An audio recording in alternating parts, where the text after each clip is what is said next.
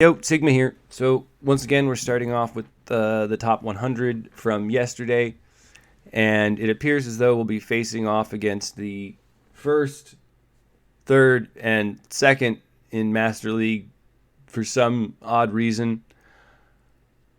I'm not sure why. It just likes to screw with us, I guess. This isn't the sort of variety I was thinking of, to be entirely honest. So this first challenge, I start off with using my mobile armor and giant suit because I wanted to see how they performed, and spoilers, it's not very well. But that's all right. I try again, and you can try as many times as you want. So the experiment was worth the attempt. And like I said, I don't feel like my mobile armor hits quite right. But, oh well. It's nice to see people are filling out their suits with certain parts, but it's also kind of odd that people keep using bear guy parts to fill in. I'm not sure why they do that. I guess maybe it's a demeaning tactic, but it's not very effective. Here in this second wave, I believe that's a supporter that is so crunchy and tanky.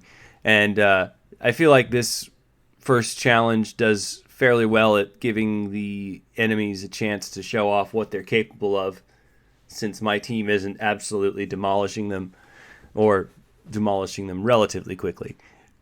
This final wave here, most of the suits go down fairly easily and don't do a significant chunk of damage to me and my suits, but you're going to want to watch out for the longshooter that I'm using in the thumbnail.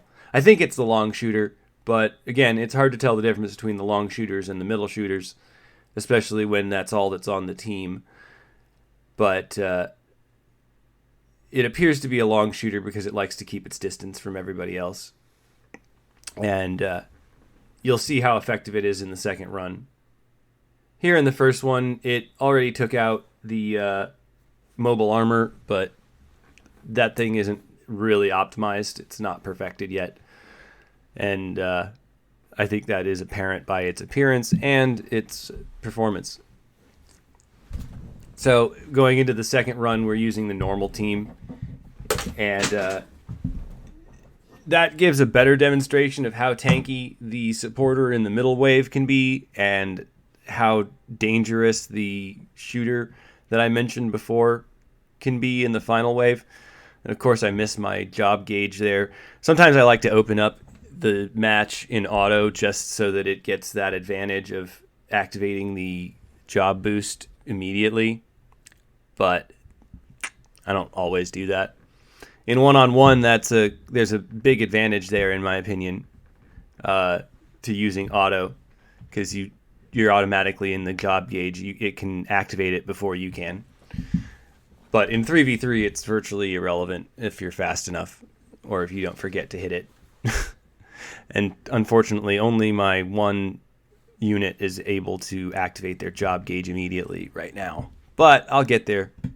I've upgraded the gear on some of my other ones. As you can see, that supporter just healed itself in the middle of the attack sequence, the combos I was doing. It still healed itself.